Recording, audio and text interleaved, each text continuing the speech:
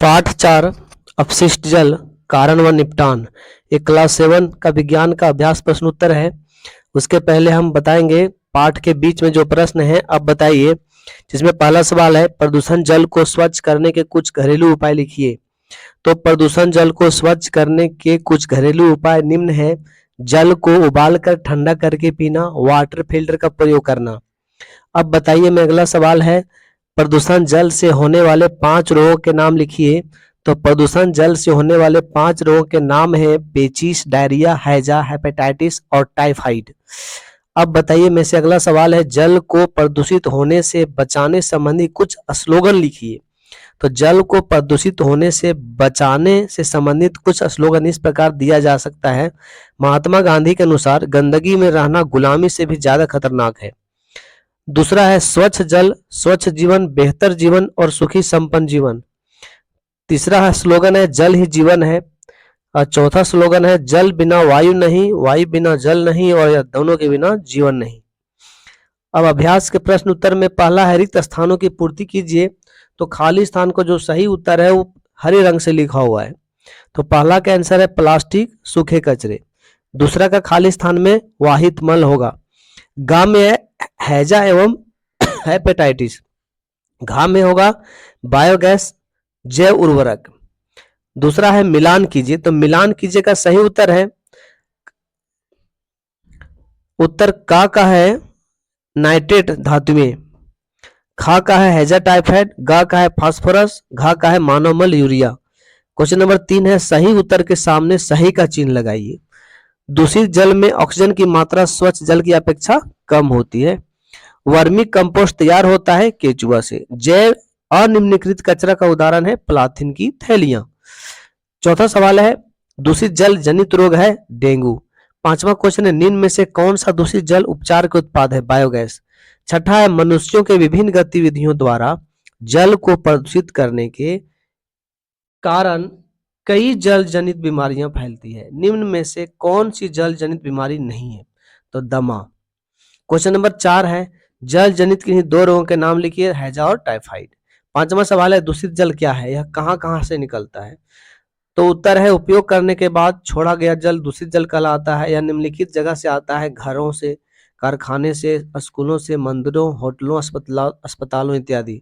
छठा सवाल है जैव निम्नीकृत कचरे के 3 उदाहरण दीजिए। तो इसका उत्तर है फलों एवं सब्जियों के छिलके, पेड़ पौधे के अवशेष और मानव मल। सातवां है खुली नालियों के जाम होने के मुख्य कारण क्या है। तो खुली नालियों के जाम होने का मुख्य कारण प्लास्टिक एवं सूखे कचरे हैं। आठवां है शहरों में नगर निगम का कार्य बंद हो जाने पर क्या होगा। तो उत्तर है प्रदूषण का स्तर बढ़ेगा और संचरणीय रोगों महामारी के रूप में शहरों में फैल जाएगा। संचरणीय रोग होगा यहाँ पे। नौवां है अशुद्ध जल को साफ करने वाले 3 पदार्थों के नाम लिखिए। तो क्लोरीन, फिल्टर एवं फिटकरी। 10वां है वर्षा के दिनों में आप पेयजल कहाँ से प्राप्त करते हैं तथा उसे कैसे शुद्ध करते हैं। तो उत्तर है वर्षा के दिनों में हम पेयजल चापाकल या कुआं से प्राप्त करते हैं। हम शुद्धिकरण उबालकर अथवा फिल्टर से करते हैं। 11वां है जल के दूषित होने में कौन से कारक जिम्मेवार है। तो उत्तर है जल के दूषित होने में निम्न कारक जिम्मेवार हैं।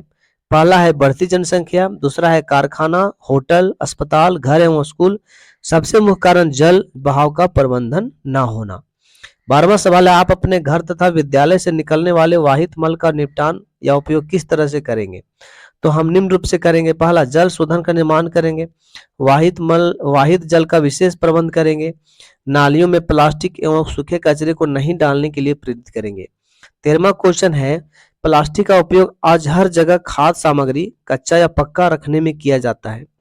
उपयोग के बाद इसकी सही निपटान कैसे कर सकते हैं।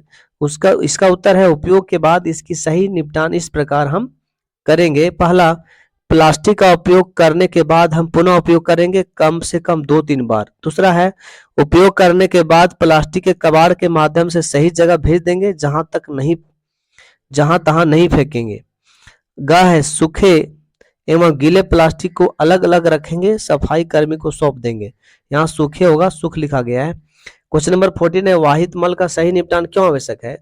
तो इसका उत्तर यदि हम सही निपटान नहीं करेंगे तो कई जहरीले पदार्थ पानी में घुलकर नदी अथवा तालाब में चले जाएंगे, इससे जलीय जीव की मृत्यु हो जाएगी।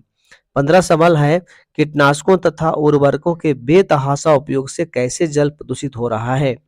तो इसका उत्तर है कीटनाशकों तथा उर्वरकों के अधिक मात्रा में उपयोग से मिट्टी में अथवा जल में मौजूद जलीय अथवा मिट्टी में उपयोगी सूक्ष्मजीव की मृत्यु हो जाती है। जल में मछलियां मर जाती है जो जल को स्वच्छ रखने में मुख्य भूमिका निभाती है। इस प्रकार हम कह सकते हैं कि कीटनाशक एवं उर्वरक का उपयोग जल प्रदूषण को बढ़ा रहा है। ठीक है, यहाँ जलीय लिखाएगा, ठीक है, जली लिखा हुआ यहाँ अंतर से आप दीजिएगा। क्वेश्चन नंबर 16 है, जैविक खाद किस तरह रासायनिक खाद से बेहतर है?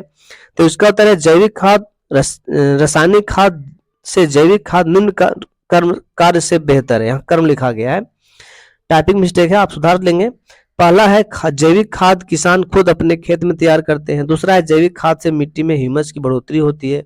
तीसरा है जैविक खाद से मिट्टी में आवश्यक पोषक तत्व नाइट्रोजन, फास्फोरस और पोटास की पूर्ति हो जाती है।